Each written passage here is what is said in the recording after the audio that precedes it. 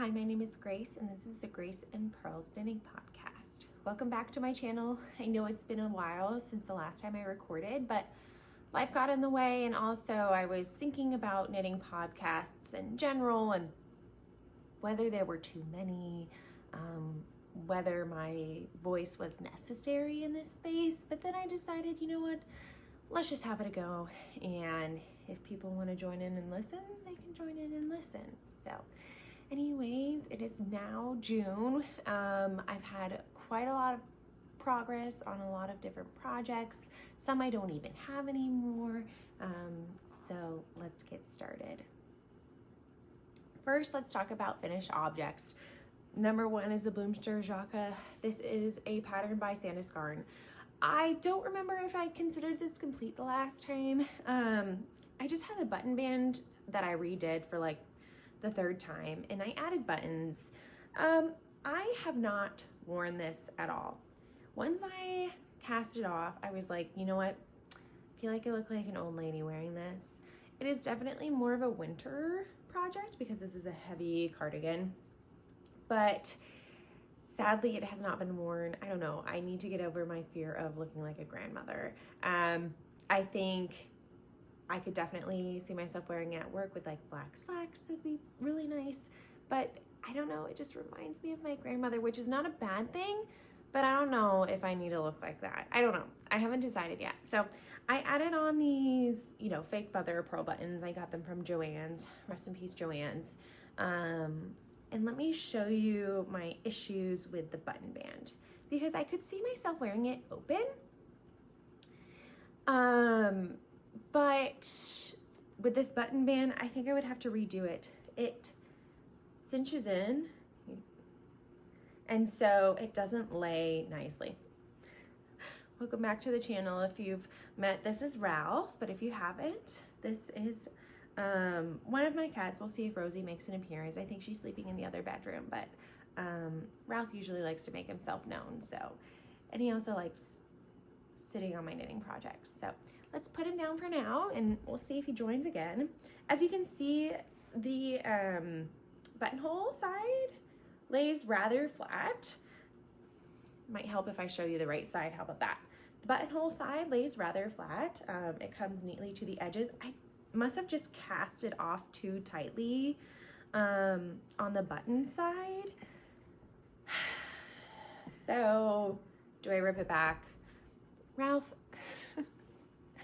do I rip it back or do I just stick with it? I even tried aggressively blocking it to see if that'll help, and it did not help, unfortunately. So anyways, this I'm considering complete. It has not been worn. Honestly, I think with this and one other sweater, it's like the two projects that I don't really wear. I have a purple sweater with some beautiful lace detail, but the sweater's too itchy. Even with long sleeves on underneath, it still touches my neck, and it's a little bit too much for me. I'm trying my best to keep trying it though, in case my skin does become more acceptable of it in the future. So this I'm considering done. It was a lot of work and effort, and I'm glad to have it off the needles. Next up, I should probably talk about what I'm wearing. This is the Hey Sailor Tee by Andrea Mowry. I knitted up in Knitting for Olive in the colors Blueberry Ice Cream and Cream, and this knitted up beautifully. I ended up using 3 balls of the blueberry and 2 balls of the cream color, which was great. Let me show you the back. Turn around here, you can see there's a button band here, and I added a lot of buttons because I did the button math wrong and ended up with like 13 buttons instead of like 9 or something like that, or I think it was even fewer than that. And that was okay. I didn't mind it. I don't mind doing buttons at all. So yes, the 3 needle bind off here I thought was going to be a bit messy, but I actually wore this because the grocery girls came to Columbus and I went to go see them, and that was lovely. And everyone there complimented me on my sweater shirt, which was amazing.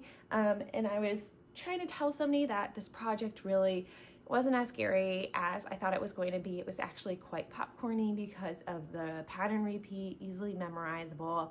But then I thought for sure the 3-needle bind off was gonna look pretty bad, but it turns out once you blocked it, people don't really notice anyways. It just looked really sloppy on my needles.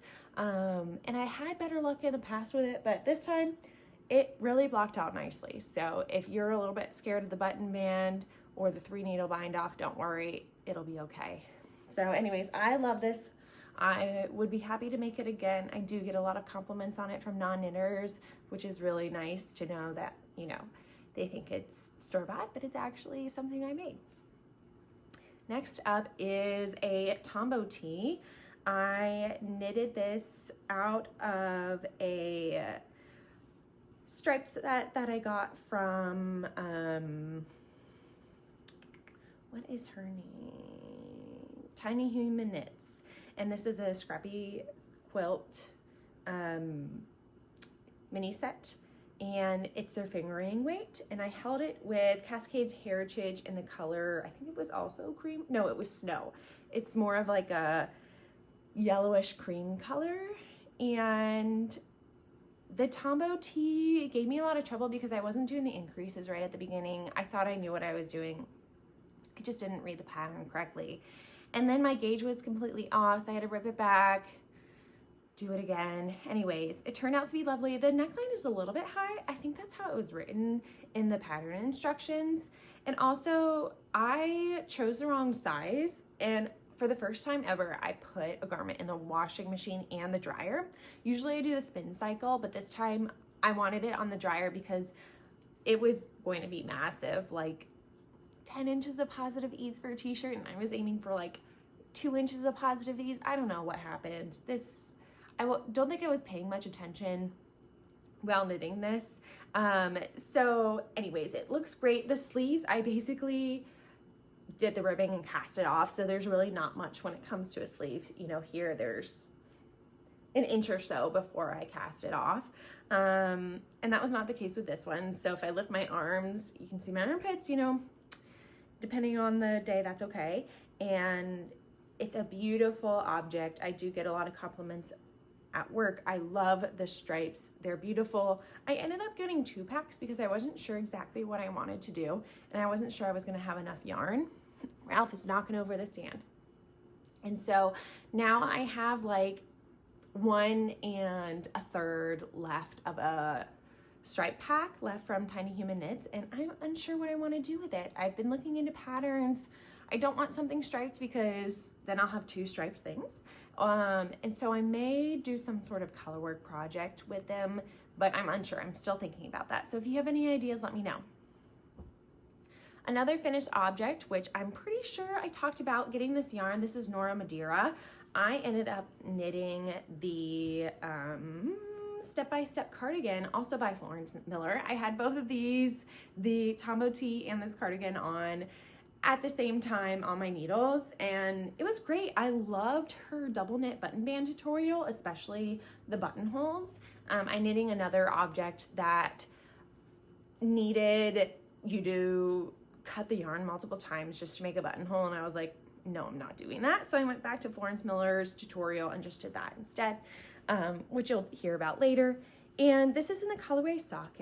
It's a beautiful, like, gray forward, but definitely rainbow cardigan. And I wanted this just in time for Pride Month and finish it in June. That was my goal in my head. Sometimes I make goals in my head like, oh, I want this for July 4th, or I want this for Memorial Day or something like that. And this one I was like, let's have a goal of finishing it in June. And I think I finished it right before June, which was excellent. So I love wearing this. It's more of a casual piece, but that's okay.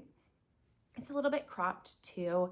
I was trying to stick with only 4 skeins of the Sake because I took the last 4 from the knitting shop I got it at, so I wasn't sure if she was going to get more in stock, and plus with tariffs and everything, I wasn't quite sure how that would go down. Now obviously that changes on a day-to-day basis. So I knitted a sleeve, started knitting the other, ran out of yarn like a row before the ribbing. So then I had to rip it all back, do more sleeve decreases, and then I ended up with like a teeny tiny ball left. So anyways, it ended up working out, and the button band actually flew by on this. I think it's only a 1, 2, 3, it's a 10 stitch. So 5 stitches on one side, 5 stitches on the other for the double knit button band. And with this gauge, it flew by. Honestly, I think I did it in like 3 days. So I was like, oh, these double knit button bands, they're so easy. I don't get all the fuss with it. And then we'll talk about my next double knit button band experience coming up here. But yes, it was a great first project when it comes to a double knit button band because it flew by. So definitely would recommend it. Definitely would recommend Florence's video on how she did her double knit button band. I will probably never try the other method because I don't like weaving in my ends that much. So I think Ralph is just going to join us for the rest of this video, unless he falls off the chair. We'll see. My next finished object that I have in person, this is the Hope top. It is by, I think her first name is, she's German. Gosh, I was just looking up this, and Gudrun is her first name. I'm pretty sure. I will have it all in the description. It wasn't a very well-known designer, but she had some good patterns, so would recommend looking into her. And this pattern was extremely well written, very clear instructions. So there's this lovely V-neck detail in the front, but also a little shallow one in the back with a 2x2 crossed cable that is super easy to do all along the armholes. And then I decided to carry it down the sides as well. This is knitted up in the Sandesgarn Lynn in the color Matcha. I used 2.5 skeins of that. I think I ended up picking up 4, so I have a little bit left over.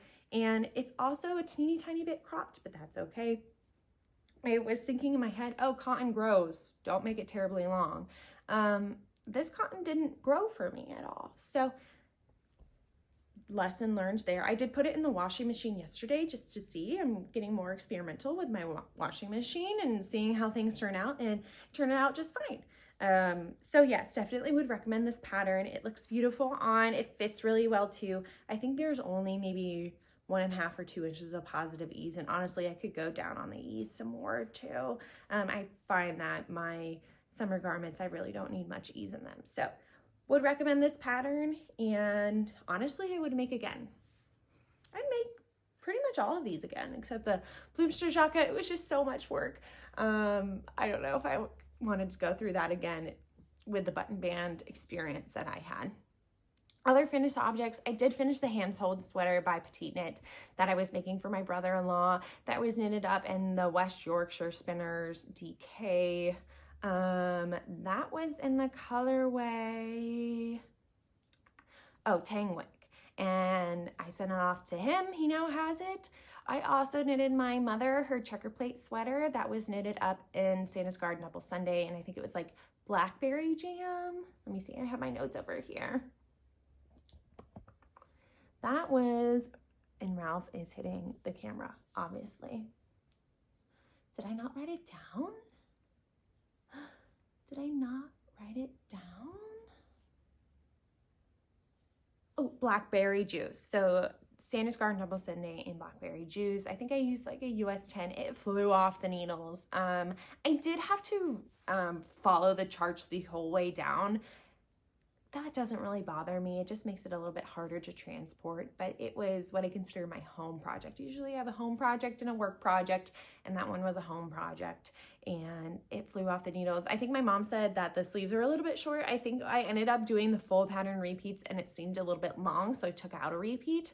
So I'll probably add it back in for her. I've got plenty of the yarn left over. And yeah, it's a beautiful sweater. I don't know if I want one now. I definitely did at first, but now that I'm done, I think it's like, you know, I crossed that one off the list. So we'll see what happens next, but definitely a sweater worth having. It is beautiful, just beautiful. Let me just check and make sure. I think that's everything when it comes to finished objects since the last time we spoke. So I know that was a lot, but it's also been a few months. So yeah, it was a lot of knitting, but when you have knitted tees, really, it's in my head, it goes so much faster because you're not knitting the sleeves. So, and there was only pretty much two objects where the sleeves were not done that I had to do for these projects. One cardigan and one sweater. So let's move on to the works in progress. Let's start with something you have seen-ish before. I don't know if I had it started or not the last time, but this is the Brume sweater by Andrea Mowry. I was really on a Andrea Mowry kick here for a little bit. As you'll see up ahead, I just have, 1.5 sleeves to go, and really this should be done. I'm a little bit worried because it's a bit wide, and I know I've talked about this in the past, but I make gauge swatches and I block them and they bloom a little bit, but then sometimes you block a sweater and it blooms greatly and you're not expecting that compared to your swatch, or the opposite where it blooms greatly in your swatch, but then once it's in a sweater, it doesn't really bloom much. So I don't know what's going on. And I treat my sweaters the same way in the water, with the wool wash, the whole shebang, blocking it the same way, drying it the same way. So anyways, when I blocked this, I got a little discouraged because it was a bit wider than I was expecting. This collar is a bit wide for me too, so I might end up putting in, it just like flops open a little bit because there's a lack of structure with this yarn. So I might end up putting some elastic in it to keep it cinched. And it's just a compound raglan with some ribbing detail. Just working on the sleeve here, and it should be done, except it got warm and I wanted to knit my tees and tanks, and so it's just kind of been on the back burner. This is knitted up in the Manchalope. This is in the colorway, do I have it written down?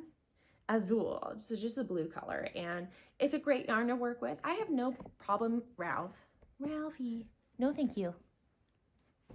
I have no problem pulling it just from the plate. It does break on occasion, but it's really super easy to spit slice it back. You might knock over the camera again. Do you want to just lie down for a little bit? No? We'll see what ends up happening over there in the cat department. And yeah, so eventually this will get done. This is kind of my back burner project. Kind of when I'm in between projects, I'll work on it just because it can get a little bit hot on my hands. Next up, let's do this one. This one is almost a finished object. This is my Comebackigan by Andrea Mowry. I am working on the double knit button band, and this one is 21 stitches, so 10 and 10. So like double my other double knit button band, and it's wide. And I thought about ribbing it out and making it less wide, but I was 2 buttons into the button band, and I was like, you know what, we're just keeping it. And now I am almost at the raglan line, so I'm slowly but surely making my progress on this. I think I started the button band maybe 3 or 4 days ago, so definitely slower than the step-by-step cardigan, but that's okay. This is knitted up in the Farmer's Daughters Fibers Juicy Decay. This is the color Boyland, which is this lovely orangey red color, and I love working with this. The only thing is, because it's superwash, it does stretch out a lot. This was the same thing as my Brume, where I made a decent swatch. I even blocked it because I did the sleeves. I even blocked those sleeves, and those grew like 4 inches, which is just wild to me. And so I threw the sleeves in the dryer just to see what would happen, and they shrunk back up. And I wanted them to stretch like 1 inch, but not 4 inches. And so now I'm at a loss. So what I did is I ended up putting the whole sweater through a block cycle without the dryer, once I attached the sleeves and before the button band. And it grew quite a bit. I wanted it to grow some, but not like 5 inches. So back to the drawing board here. I will probably end up like putting it through the dryer just a little bit and see if that'll shrink it enough, but not enough to go back to where it was, because I did intentionally make it slightly smaller than I wanted it to be because I was thinking that it would grow with blocking. So we'll have to see when the button band is done, what I end up doing, but I'm also a little bit worried about the button band in case that, you know, with blocking, it might change the gauge of it and then it'll ripple. So yeah, those are my thoughts. Let me know if you have any as well when it comes to this yarn. I tried looking into it and people didn't really have much to say about this yarn. In like its blocking tendencies, and I know how superwash works, right? Like we all do, we all know it grows, but I wasn't expecting it to grow exponentially. I guess the weight of the sweater will do it. For this sweater, I did end up using 5 skeins of the Juicy DK. I had 4 and then I ran out of yarn, as I tend to do, and then I went to the yarn store and I got the last one. And I was like, hey, I usually write down the lot and I didn't. Do you think this is the same dye lot? And they said yes, usually they get all their inventory of the same dye lot from the Farmer's Daughter's Fibers, and this was the last skein for the same inventory as when I bought it, you know, a few months ago. So I was very happy. I ended up getting this on local yarn store day, and it was a lot of fun visiting my local yarn stores. So anyways, glad to support. It is a beautiful pattern. I was a little bit worried because here in the back you can see the patterning. It looked a little like messy, for lack of a better term. Just the knit lines weren't very straight. But when I looked at Andrea Mowry's, hers was the same. So I guess I'll get over it. It's what the artist intended. So yes, would recommend this pattern. Andrea Mowry's patterns, I like. There are some things I wish were a little bit different. I know some people prefer their patterns in columns because it's easier to see on their phones. I usually do everything on my laptop, so I like it when it's not in columns. So there's that unpopular opinion. 2, she usually says, do these 2 steps and then repeat it 8 more times. And I wish she would just do a total of 9, because in my head I'm like, oh, I've already done one. Another thing too is she does things in inches, which makes sense, right? Like knit 1.5 inches, but I wish you would say 15 rows or 1.5 inches, depending on your gauge, something like that. So then it's easier for me to do math. Otherwise I have to get out a ruler and do my own math. But I do appreciate, usually she says this will tend to grow about X amount of inches. And usually her instructions are pretty clear. I was a little bit confused with part of the pattern, and now obviously I forget where that was, but usually I have no problem. And I hear pattern support for her patterns are pretty good if you email. Usually you get a response rather quickly. So I could have done that, but I powered through. And like I said, for her button band, she wanted you to cut your yarn a lot to create the buttonholes, and I just didn't want to do that. So I just did the Florence Miller technique that I did for the step-by-step cardigan instead.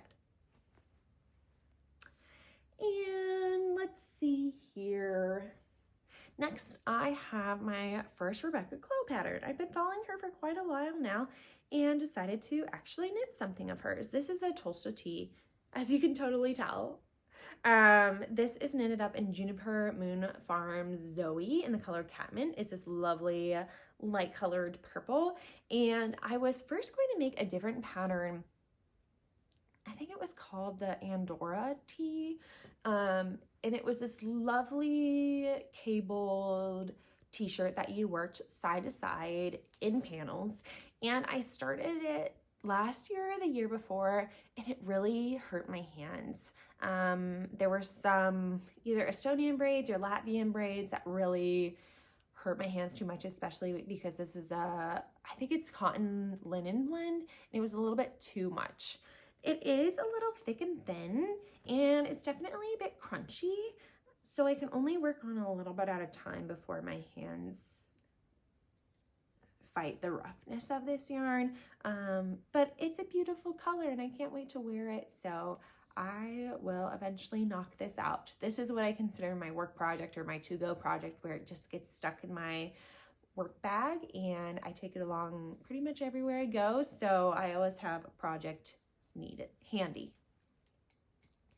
Before I show you my next project, I gotta go get more yarn. I'll be right back. Alrighty, another project that I did was I dyed some yarn. I've never done that before. This is what was the Sweet Grass yarn by Purl Soho, which is this lovely, I think it is also a cotton linen blend, fingering weight. And it came in this tone, you know, I was trying to not be my classic self and just buy the white, but I found this beige color that I thought would look good on my skin tone, but it was a little bit too gray for my liking. And I thought about just knitting up a tee and then dyeing it, but then I was reading online, well, you don't know how the dye is going to take, so just dye the yarn first and then make your tee. So that's what I ended up doing. I did have 2 out of 3 of the hanks already skeined up, so I had to wind them back into hanks, put my own little ties on, and I really should have looked into how to tie yarn properly. I just kind of went with the figure 8 type knot that people normally do and tried it myself. Maybe not the best idea, because it ended up, I eventually got all the yarn skeined up. One went beautifully, no problem.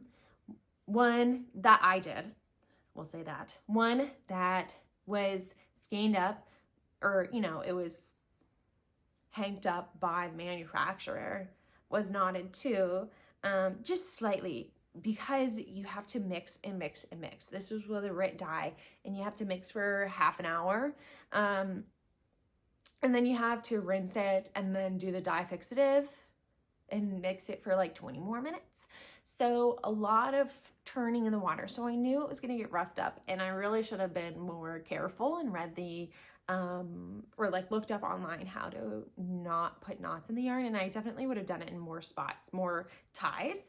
And it ended up being slightly tangled, but really not terrible. My cats have done worse jobs tangling yarn than I did. So it just took, you know, a few hours of me winding through the yarn. I listened to a good audiobook. I definitely didn't rinse it well enough, because when I was skeins up this yarn, it definitely will get dye on my fingers. It washes off, easy peasy. But yes, so we'll definitely need a good washing. I did recommend doing a gentle cycle in the washing machine. And I might do, you know, a gentle sink wash and a spin dry in the washing machine for this yarn. And then this will eventually be a tee. I know there was one that was recently released. I think it's the Ridgeline tee. And I'm thinking now I'll make that with this, you know, fingering weight cotton linen yarn. It'll be beautiful. So that's what I'll do next once I'm done with the Tombo Tee. This is stash from last year that I had. And so I'm finally working through some of my stash, which I really need to do. Although I did buy more yarn, which is not good either. So we'll talk about that after this. Alrighty. Last but not least, I do have my Seton pullover, which I know I've talked about last time. I was going to knit it up in the Knit Picks palette held together, but there were a few things. One is the pattern doesn't come in a small enough size that I want for my ease. I don't really want that much positive ease, not like 10 inches. I want more like 4 or 5. So based off of my Gates watch, I did do some math and went down a certain amount of pattern repeats for my size. That was fine, except it's still a little bit too wide for my liking. 2 is the colors I found, this is too cool tone for me. And so I need to get more warm tone colors. This is Rosie. my other cat. They are siblings, and she has now decided to make her presence known. So anyways, this was a little bit too cool tone for my liking, and so I ended up getting some Cascade Heritage. Was it Heritage? Cascade? I think it's their 220. They're like worsted weight. Was it worsted or DK weight? Not quite sure. It'll be listed below. And that ended up being much better for my liking. But I wasn't quite sure on the coloring. I didn't like the way this was just too loud for me. I was trying to go off of a mix between Marie Wallen's colors and also Jackie's colors from Knitting a Good Yarn podcast. And this was just too loud. Too loud for me to wear at work. It's a little bit outside of my comfort zone. So I ended up making a gauge swatch, which, you know, I don't always do gauge swatches because they always tend to lie to me, but for the coloring purposes, I wanted to do a gauge swatch. So let me go grab that.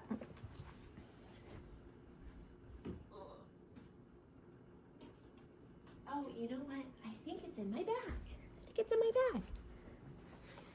Is it? Wow.